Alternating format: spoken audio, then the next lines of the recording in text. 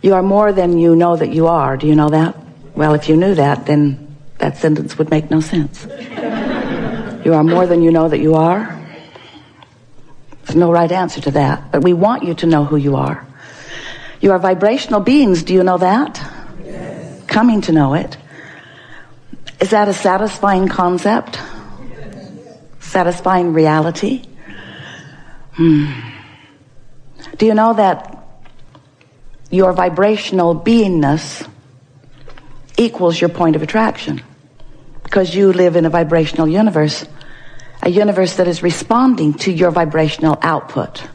So what you're putting out is what you're getting back. Law of attraction is certain about that. So are you comfortable in understanding that? Are you comfortable even when you have no control of your output? Ah, come on. We're just playing with you a little bit about that, but that's really the point of our conversations in these gatherings, isn't it? To help you to, first of all, realize that you are a vibrational being, and next understand how it is that you offer your vibration, what causes it. And most important, really, what we talk about all day, every day, is how you can gain deliberate control of the vibration that you are emitting, because the vibration that you are emitting is what law of attraction is responding to. So it's easy to understand what the vibration is that you're emitting, because what's coming back to you always matches it, always. So you're getting what you're putting out, period.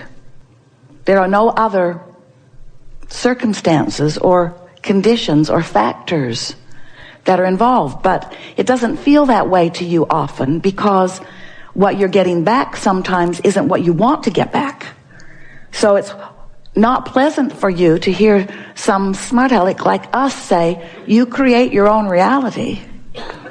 If the reality that you're creating isn't pleasing, it just doesn't seem right. I would not have done this to myself. I'm certain there must be other factors. But the only factor involved, if that's what's happening, is that you're not understanding your output. You still haven't figured out how to measure it until it comes back, and then you'd rather assign other things to it. It was chance, or it was luck, or it was just a circumstance, a happenstance. Someone else did it to me. There were factors that were not in my control. And the reason that sometimes you think that there are factors not in your control is because you have allowed the momentum of your own output to be such that you are attracting unwanted factors, or sometimes wanted factors. You're attracting all of the factors. But sometimes the reason that you don't really accept easily that you are the reason that what's coming to you is because the momentum of it has become such that you really can't make the relationship between what you're getting and what you're wanting, or even what you're getting and what you're thinking. Sometimes friends will say to us, physical friends will say to us, Abraham, it feels to me as if my thoughts are thinking me. I feel like an innocent bystander here. Things are just happening to me that I'm observing. And we think that's a really good place to start in this discussion, because most humans that we know, and we know all of them, most humans are offering their vibration in response to what they are observing. So it's a sort of perpetuation of what is that's going on, perpetuation of wanted and unwanted. But when you begin gaining true creative control of your own point of attraction, then you begin to understand that you can control not only your objects of attention in time, not immediately. You can't start doing it today on every subject, because there is a vibrational momentum going on subjects that is carrying you. And that's what makes you feel like you're not in control. But once you come to realize that the law of attraction is consistent, and that you are the one who is offering the vibration that law of attraction is responding to, and you begin trying some deliberate creation, thinking on purpose, and acknowledging that you are, and noting the only thing that will give you true information about what it is you are emitting, noting the way you feel, coming to understand that how you feel is a match to what you're emitting, and it's also a match to what's coming back. Once these things start falling into place for you, then you become easily the deliberate creator of your own experience. We'd like to remind you that you were before you are. You were vibrational beingness before you came to this body. But the word were isn't the right word, because while you were it, you still are it, even though you are this. In other words, the non-physical part of you certainly existed before that personality that is you was born into this time-space reality. But that non-physical part of you still exists, even though you are here. And the reason that we talk to you like that about it is because sometimes you affect a seeming unnecessary separation between that you and this you. And your emotions are all about that.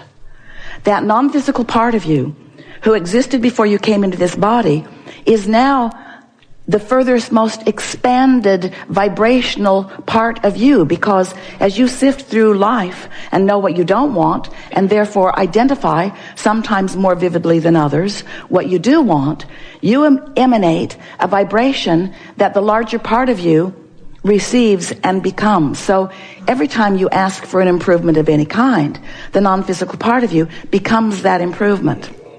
You like that? Becomes that improvement. Now, the question that this gathering is really all about is, when that broader part of you becomes the improvement, are you becoming it too?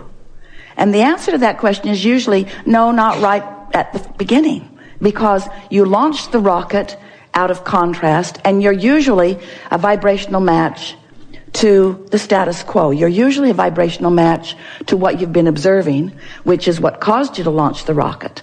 But it takes focus to become a match to what you want. In other words, when you are in a situation where more money would be beneficial to you, and you're feeling the discomfort of not having enough money, you're launching a rocket that is requesting more money.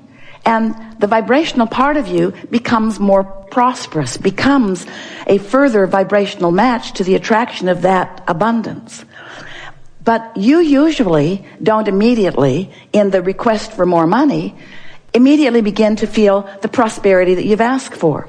Because it often is the not enoughness of money that has caused you to focus on that to begin with, and that's the vibration that you've got going on, and it is usually the vibration that you continue to perpetuate, because your physical reality that is being translated so clearly through your physical senses is so vivid to you.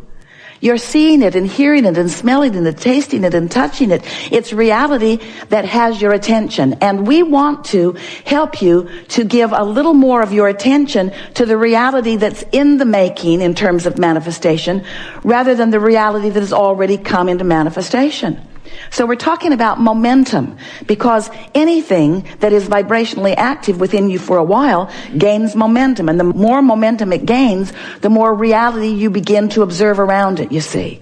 So we are talking all day here today in vibrational terms. We're going to be talking to you about the way you can discern most accurately your vibrational frequencies. We're going to be talking to you about how you can discern your vibrational frequencies and then do something about it.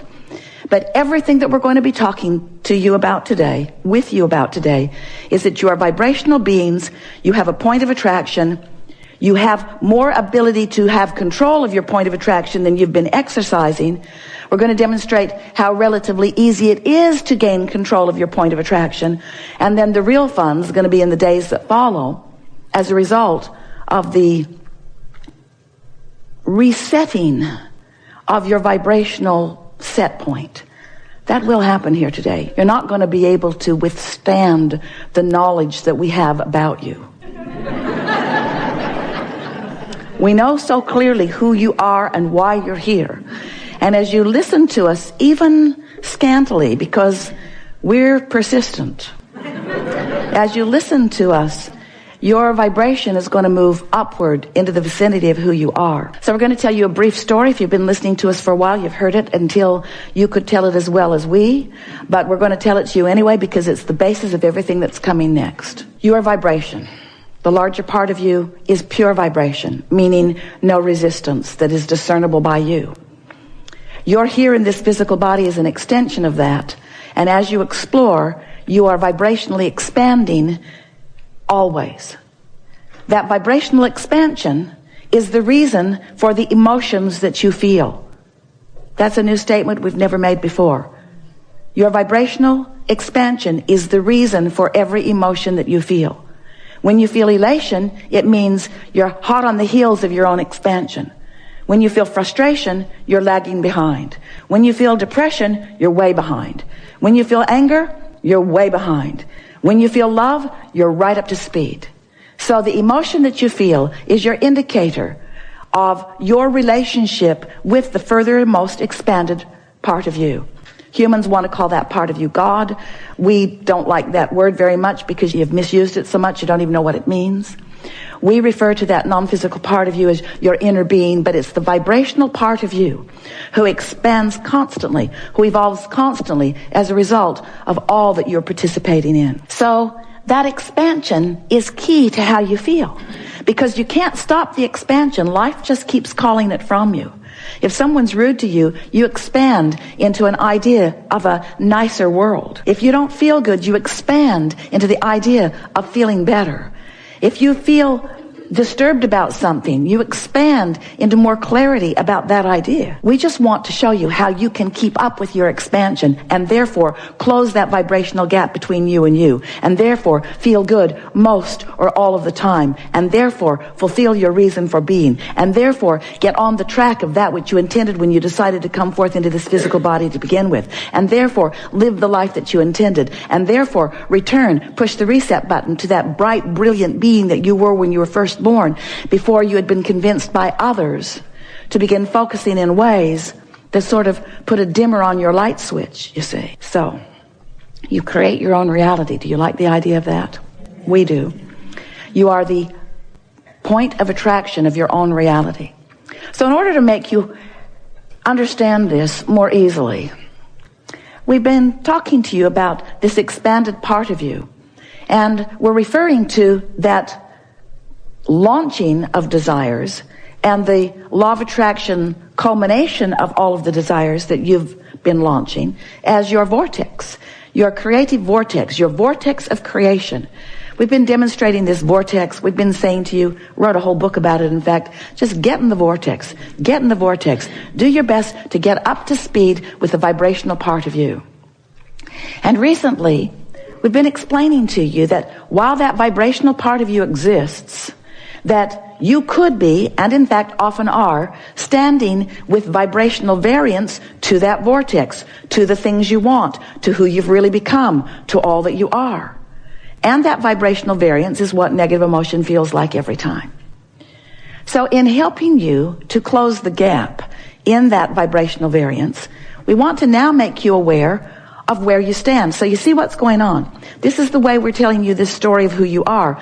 You were non-physical before you came into this body. And now that you're in this body, you are in this body and non-physical. So there is the potential for a vibrational variance. From in this body, you expand, and that non-physical part of you takes the expansion.